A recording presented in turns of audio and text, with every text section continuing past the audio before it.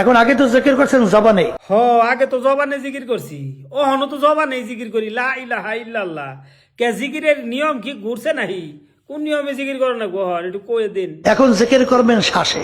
শ্বাসে জিকির করবো তাহলে লা ইলাহা ইল্লাল্লাহ কর নাকবো না? তাহলে শ্বাসের জিকির এটা নতুন নামছে তাই না?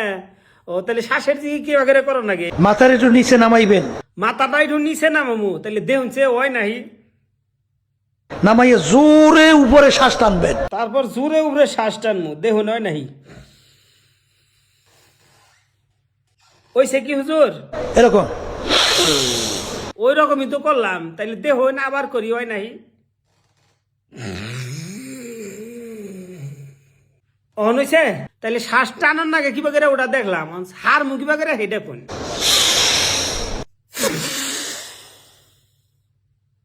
না হুজুর, এই জিকির আমি পারবো না। এই জিকির যদি আমি করি তাইলে মাইর খান নাকবো, আমার অ্যালার্জি। অবা যদি করে ঠেলা দেয় নাক দিয়ে বক বকে হিনিক বাইরব। আর অবা কয়বারই করন যাবো, বেশিরভাগ করলে তো শরীরও দুর্বল হবো। শরীর দুর্বল হলে তখন কি করবো? যখন শরীর দুর্বল হয়ে আসবে, তাহলে শরীর দুর্বল হয়ে আইলেও বুদ্ধি আছে, কি করবো তাইলে? তখন করুণ সুরে।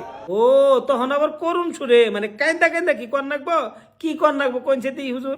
তেলাওয়াত করবেন। কি তেলাওয়াত করবো হিকাইয়া দেন। আল্লাহু। তো যাই হোক, চরমোনাইদের ছুড়ো করার জন্য আমি ভিডিওটা বানাই নাই। ভিডিওটা দেখে মনে কিছু প্রশ্ন জাগলো। প্রশ্ন হইল গিয়া, এই যে জিকির দেয়, এই জিকির দেয় কোন হাদিস কোরআনে কোন হানে আছে? আমরা মুসলিম, একজনে আর একজনের ভাই। আমনের নগে আমার নগে একটু বুঝের একটু বেমিল থাকতেই পারে, এইটা অসম্ভবের কিছু নেই। কিন্তু কোন একটা ইবাদতের ব্যাপারে তো আপনার কাছে আমি দলিল চাইতেই পারি, এটার নিয়ে কিন্তু মনে কষ্ট নিবেন না ভাই। আমনে গো আমি খুব ভালোবাসি, কিন্তু একটু দলিলটা দিয়ে যাবেন।